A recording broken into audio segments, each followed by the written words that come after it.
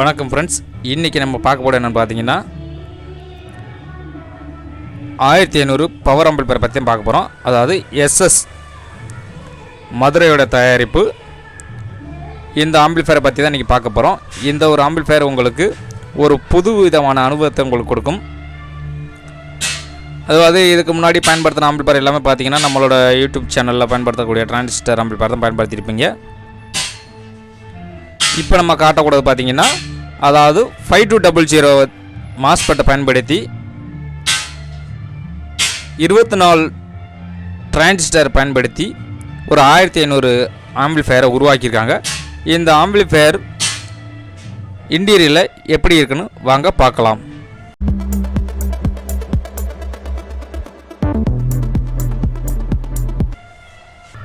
இப்போ நீங்கள் பார்த்துக்கிட்டு இருக்கிற இந்த ஆம்பிளிஃபையரோட இன்டீரியல்.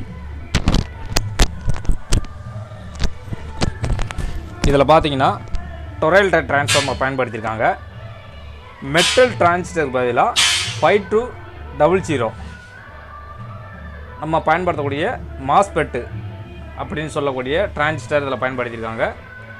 அதாவது ஒரு செக்ஷனுக்கு 6 மாஸ்பெட்டும், இன்னொரு 6 செக்ஷனுக்கு 6 மாஸ்பெட்டும், இதே போல் கீழேயும் 6 இங்கிட்ட 6, மொத்தத்தில் 24 டிரான்சிஸ்டர் இருக்கும்.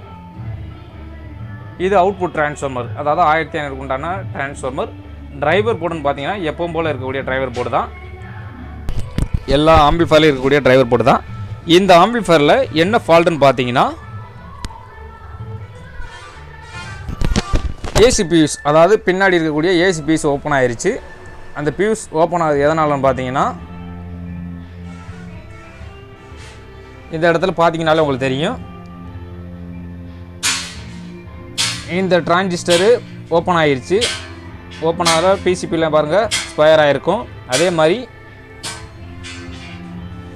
3வது டிரான்சிஸ்டரும் ஓப்பன் ஆகிருக்கு. இதில் பார்த்தீங்கன்னா ட்ராக்கை கூட எரிஞ்சிருக்கும், பார்த்தீங்கன்னா தெரியும். பார்த்தீங்கன்னா தெரியும் ட்ராக்கு கட் ஆகிருக்கா.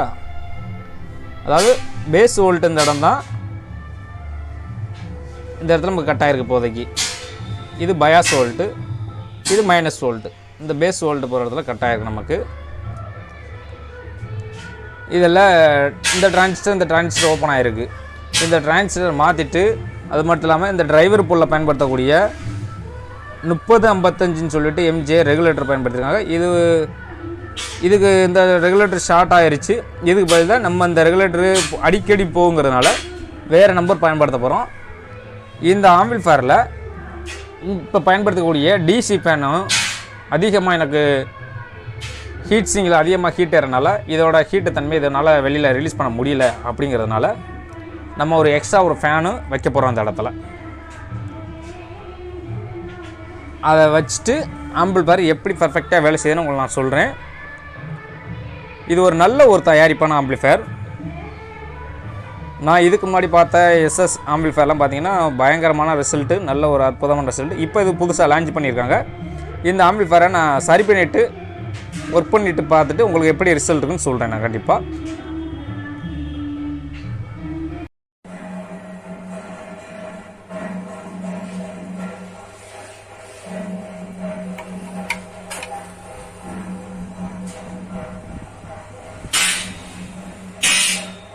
பார்த்தீங்கன்னா உங்களுக்கே நல்லா தெரியும், இந்த டிரான்சிஸ்டர் கலட்டினதுக்கப்புறம் இந்த இடத்துல எப்படி ஃபயர் ஆகிருக்குன்னு பாருங்கள்.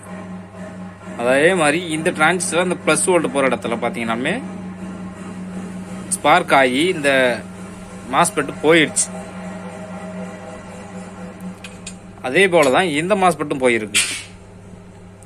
இந்த 2 மாஸ்பெட்டையும் மாற்றிட்டு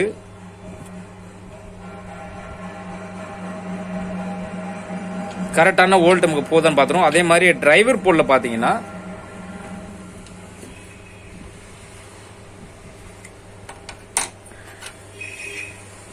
இதில் பயன்படுத்தக்கூடிய எம்ஜே 3055 இதில் உள்ளது போயிருக்கு. அதாவது இந்த மாஸ்பெட் ஷார்ட் ஆனதுனால இந்த டிரைவர் போல உள்ள இந்த டிரான்சிஸ்டரும் போயிருச்சு, ரெகுலர் டிரான்சிஸ்டர்.